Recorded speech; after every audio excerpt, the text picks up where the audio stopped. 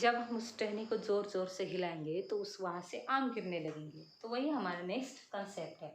Okay, next, an electric fan keeps on rotating for some time even after it is switched off. Okay, जब हमने fan को of किया तब भी कुछ देर के लिए फैन सडनली फैन बंद होता है क्या? नहीं, कुछ देर के लिए उसके ब्लेड्स मूव करते हैं।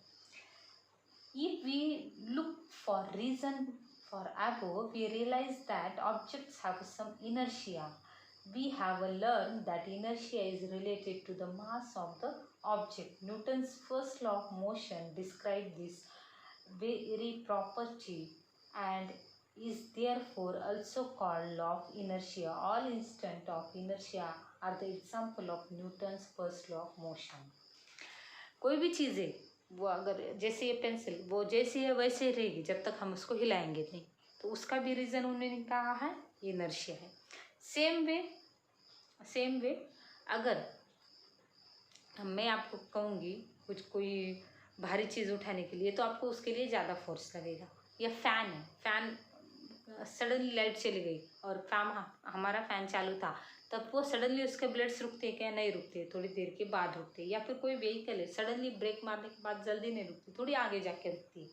तो उन्होंने कहा है ये सब चीज़ें क्यों होती है? क्योंकि उसके अंदर एक प्रॉपर्टी होती है। उसी प्रॉपर्टी को हमने क्या नाम दिया है हमारे लैंग्वेज में? इनर्शिया। उसको हम क्या बोलते हैं? इनर्शिया। अब ये इनर्शिया जो है वो किसकी वजह से है? It is related with mass of that object. Okay, जो भी उस ऑब्जेक्ट का, पेंसिल का, फैन का, टेबल का, बुक का, जो भी चीज़ हो, उसका जो भी मास है उस मास की वजह से उसको एक इनर्शिया है। ओके, और हमारा जो न्यूटन का फर्स्ट लॉ है वो हमें इनर्शिया के ही बारे में बताता है। ओके, और उसके पहले हमको एक कंसेप्ट जानना है, that is balanced and unbalanced force.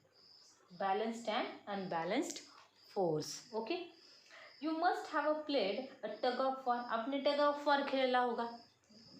Same students रहते हैं, दोनों साइड्स पे बीच रस्सी होती है और हमको खींचना होता है, अपोजिट साइड को हमारी तरफ खींचना होता है। तो क्या होता है, देखो, जब दोनों साइड में फोर्स इक्वल हो तो वो रस्सी किसी भी साइड में मूव नहीं करती है। ओके, जिस साइड्स में फिर ज़्यादा फोर्स लगता है वो रस्सी उस साइड्स की ओर खींचती, उस साइड्स की ओर खींच के आज चली जाती है। तो यही है balance this. We must plate tug of war so long as force applied by both sides are equal, it is balanced.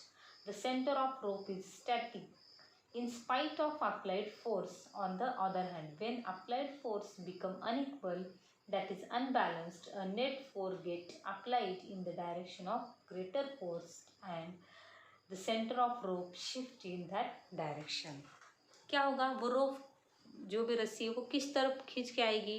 जिस तरफ ज़्यादा फोर्स होगा। ओके, वो अपोजिट को अपनी तरफ खींच लेंगे। अगर दोनों साइड से फोर्स इक्वल है तो वो टाई जैसी कंडीशन हो जाएगी, मतलब किसी वो रस्सी टाइट हो जाएगी, वो किसी भी एक साइड की तरफ नहीं झुकेगी। तो इसी को हम बैलेंस और अनबैलेंस फोर्स कहते हैं।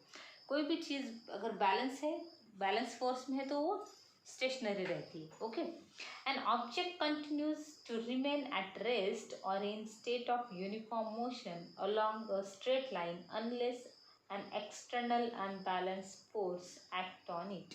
Very simple, this is the pencil. So this pencil will be remain stationary. Okay, ये हिलेगी नहीं। कब तक? जब तक मैं उसके ऊपर अपना फोर्स अप्लाइड नहीं करूँगी तब तक वो पेंसिल वहाँ से नहीं हिलेगी। क्यों? क्योंकि that is the example of inertia. अगर कोई फैन, लाइट है, फैन है, तो हमने उसको ऑन कर दिया तो वो चलता ही रहेगा, चलता ही रहेगा। कब तक चलता रहेगा? कब तक चलता रहेगा? जब तक लाइट है। अगर सडनली हमने स्विच ऑफ कर दिया या लाइट चली गई तो वो स्टॉप हो जाएगा। तो उन्होंने कहा है कि कोई भी चीज़ अगर मोशन में है तो मोशन में, अगर रेस्ट में है तो रेस्ट में। कब तक रहेगी? जब तक उसके ऊपर कोई एक्सटर्नल अनबैलेंस फोर्स काम नहीं करेगा, तब तक वो चीज़ उसी कंडीशन में रहेगी जैसे है। अगर स्टेशनरी है मतलब हिल नहीं रही है, ऐसे पेंसिल की तरह है, स्टैटिक है तो वो वैसे रहेगी, और अगर मोशन में है तो वो मोशन में ही रहेगी। ये है हमारा first law. Okay, When an object is at rest or uniform motion along a straight line, it does not mean that no force is acting on it. Actually, there are a number of force acting on it, but they cancel one another so that the net force is zero. Newton's first law explains phenomena of inertia, that is inability of an object to change its state of motion on its own. It is also explained unbalanced force, which causes a change in a state of object at rest of in uniform motion. Very simple way. I will explain it. कोई भी चीज़ जैसी condition में है वैसी condition में रहेगी. अगर घूम रही है तो घूमती रहेगी, अगर पड़े वाली है तो पड़े वाली रहेगी. कब तक? जब तक उसके ऊपर कोई एक्सटर्नल अनबैलेंस फोर्स अप्लाई नहीं होगा तब तक. ओके, तो उसकी वजह क्या है कि अगर ये पेंसिल है तो ये पेंसिल ऐसे रहेगी. तो उसकी वजह ये है कि वो जो पेंसिल है उसके ऊपर बैलेंस फोर्स है. कौन सा फोर्स है? बैलेंस फोर्स है, जिसे हमने टग ऑफ वॉर के एग्जांपल में देखा. So when an object is rest, okay, so it means that no force is acting on it. So it does not mean that अगर ये रेस्ट में, इसका मतलब उसके ऊपर कोई फोर्स एक्ट नहीं हो रहा है, ऐसा कोई नहीं है. अब ये पेंसिल है तो इसको ग्रेविटेशनल फोर्स भी अपनी तरफ खींच रहा है. ओके, लेकिन ये टेबल का फोर्स भी उसके ऊपर लग रहा है, इसीलिए वो उसी कंडीशन में. Understand? So Newton's first law explains same thing, that any object which remain stationary or remain in uniform motion until unless external unbalanced force acts on it.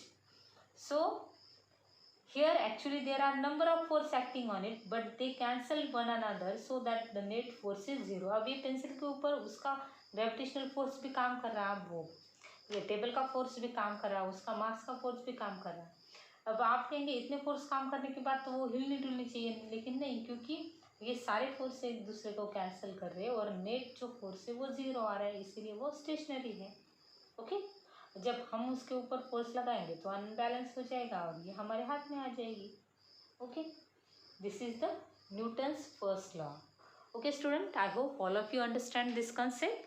In next lecture, we will see the Newton's second law and Newton's third law of motion. After this lecture, what you have to do? You have to describe these three equations of motion using the time velocity graph. What you have to do? You have to write down equation describe relation between velocity and time, equation describing relation between displacement and time, and equation describe the relation between displacement and velocity. I hope all of you understand and all of you do it. Take care. Stay home. Bye bye.